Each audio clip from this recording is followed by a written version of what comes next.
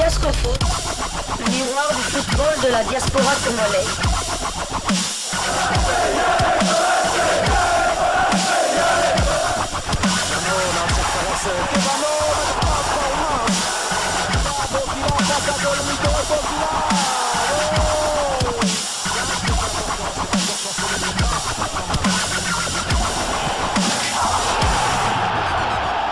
Diascofoot, le miroir du football de la diaspora congolaise.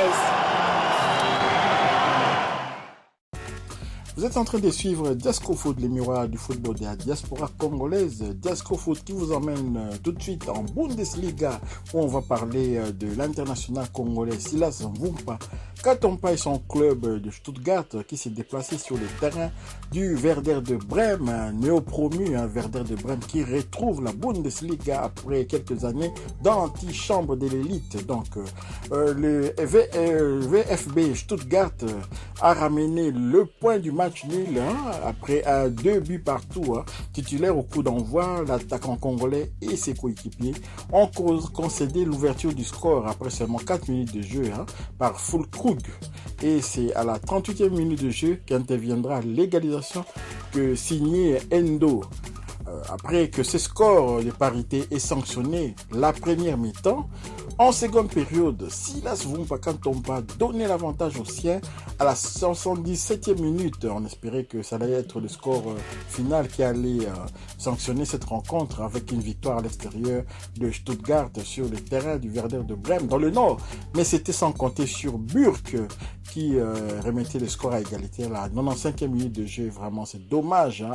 Dans les temps additionnels, voilà donc le Werder de Brême qui égalise et prive ainsi la formation de Stuttgart de Silas Mvumpa Katompa, ex-Silas Wamangituka, d'une victoire qui n'aurait pas démérité. Donc 13e classé après 2 journées de championnat, Stuttgart croisera les fers avec Fribourg lors de la 3e journée prévue samedi prochain.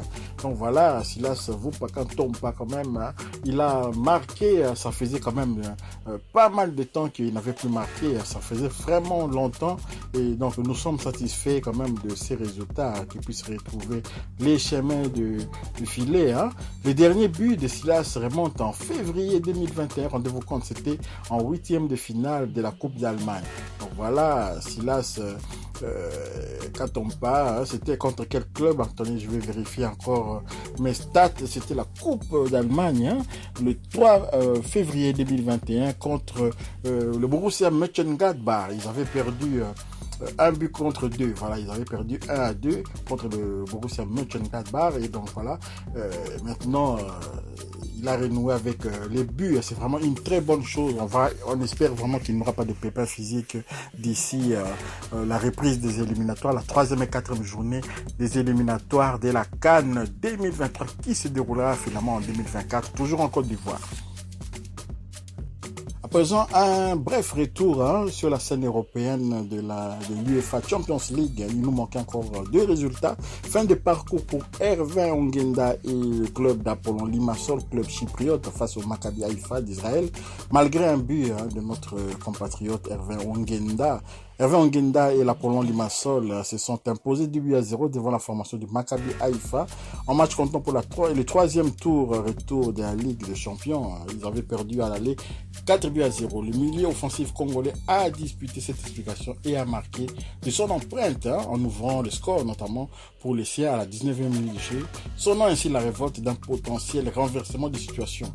Mais ils ont buté devant une bonne défense qui n'a pas cédé du tout complètement tout au long de cette partie. Donc l'Apollon Limassol n'est pas repêché pour les barrages de l'Europa League et vont se contenter du championnat. Ils vont ainsi commencer par la Super Coupe face à l'Omonia Nicosie. Donc voilà, Hervé Ongenda, fin de parcours pour sa formation de Apollon Limassol, face quand même au presque voisin israélien de Maccabi Haïfa. Haïfa, la grande ville vraiment réputée pour les oranges. Les oranges aussi, et également la ville de Jaffa aussi en Israël. Donc voilà, Hervé Ongenda, fin de parcours en Champions League. On verra bien l'année prochaine si cette formation pourra encore renouer avec cette compétition.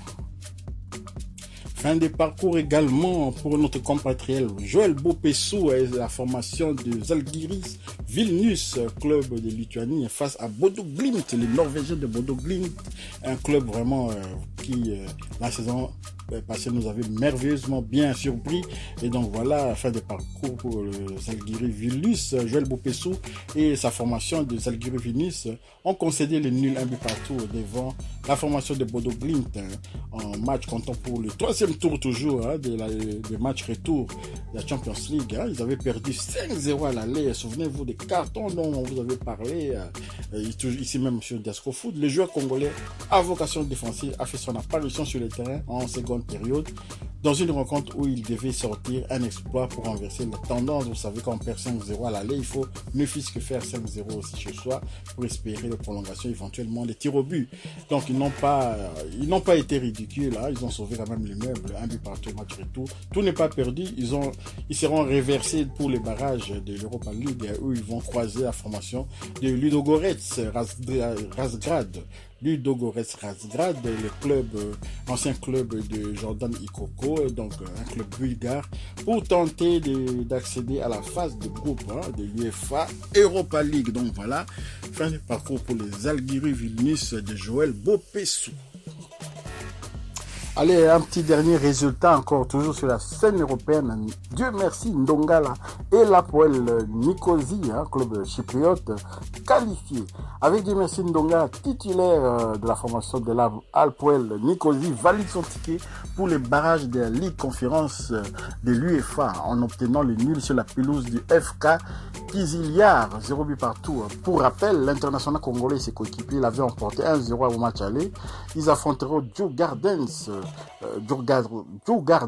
un club suédois, pour une place en phase de poule. Donc voilà, Dieu merci, Ndonga là a encore son destin en main. Il va tenter avec sa formation de l'Hapoel Nicosie de se qualifier pour la phase de poule de la Conférence League de l'UEFA. Donc félicitations à Dieu merci, Ndonga là, ces joueurs quand même charmants ici qu'on a connus notamment dans la formation du Standard de Liège, de Charleroi, du KRC Genk et puis chez les Léopards de la RDC aussi, où vraiment il n'avait pas eu beaucoup de chance de pouvoir confirmer, de pouvoir gagner sa place même dans les noyaux élargis. Voilà, toutefois, bonne chance à lui, c'est un Congolais, il fait partie des Congolais dont on parle sur Diasco Foot. Donc à la prochaine étape contre les Suédois de Djurgården.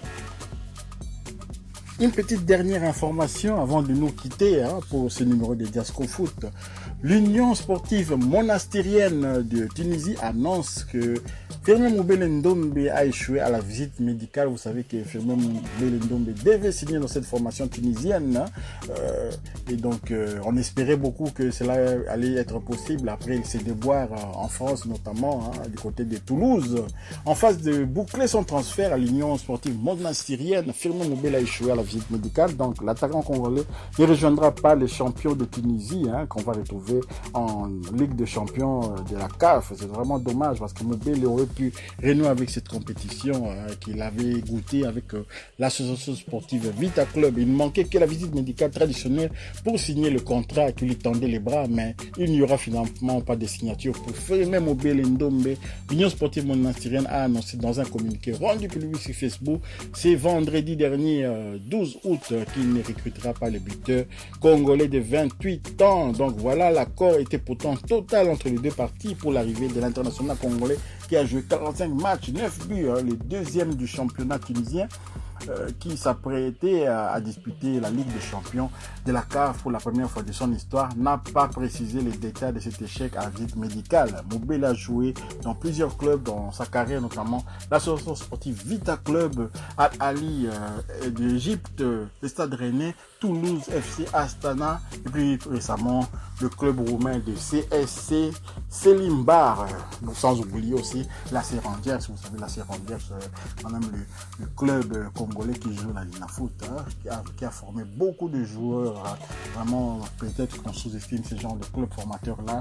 L'académie club Rangers, tout est issu Firmin Moubele Ndombe. Donc voilà, sur cette information un peu triste que nous mettons fin à ces bulletins sein de Diasco Foot, hein, les miroirs du football de la diaspora congolaise. Diasco Foot vous remercie. Donc si vous avez aimé, partagez, likez également. Ceux qui ne sont pas abonnés peuvent s'abonner le plus vite possible et puis activer la petite cloche de notification afin de ne pas manquer les prochaines vidéos que nous mettrons en ligne. Diasco Foot vous dit au revoir.